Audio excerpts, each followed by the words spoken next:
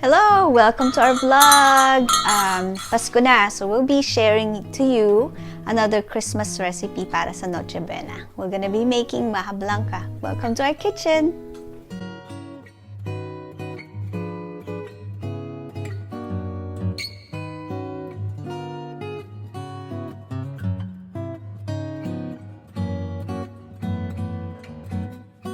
First, we will have our evaporated milk or fresh milk, and we will mix it with the cream, the heavy cream.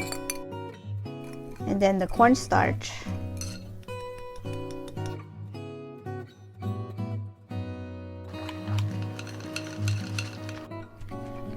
We'll set this aside. So let's heat a pan so we could boil our coconut milk. This is the coconut milk. We'll bring it to boil. So we got our coconut milk to boil. We will add our sugar, condensed milk, and now our cream-style corn. So let's mix this, and then we will add the cornstarch mixture.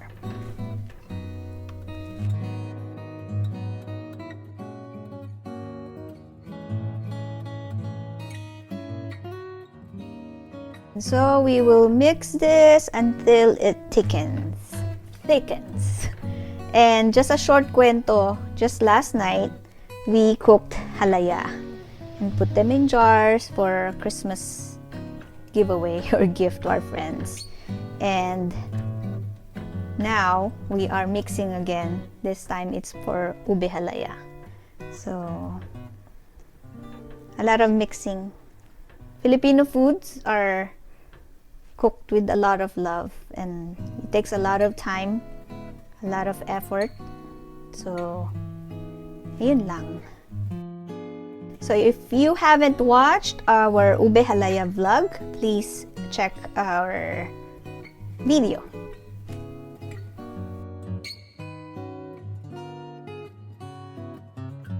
So it is thickening now, so we'll just keep stirring until it's more thicker than this.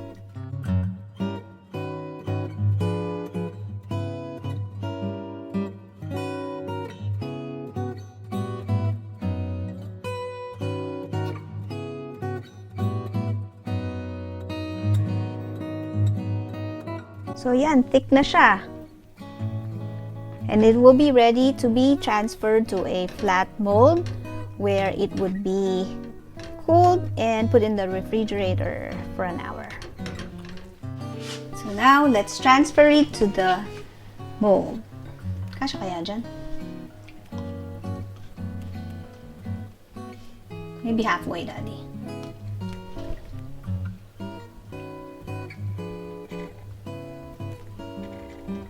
Oh, sige. You could pull it. Kasya naman pala.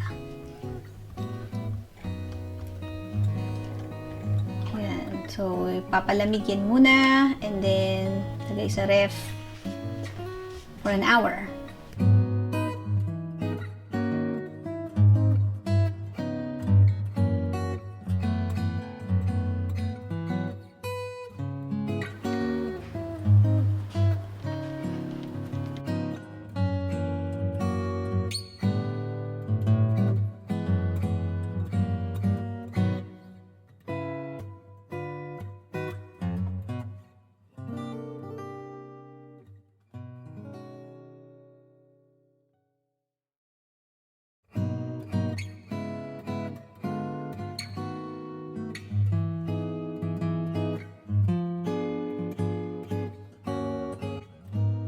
Because we just jumped in videoing the how to make it, here are the ingredients. You'd need a can of table cream, a can of cream-style corn.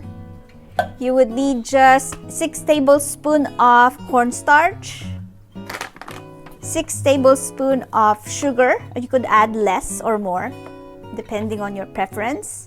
You would need just half of this. You would need 2 cans, but for the remaining of the 2 cups, you just need to get 2 cups, and then the remaining would be for the latik. And you would need just 2/3 cups of 2/3 cup of evaporated milk or fresh milk.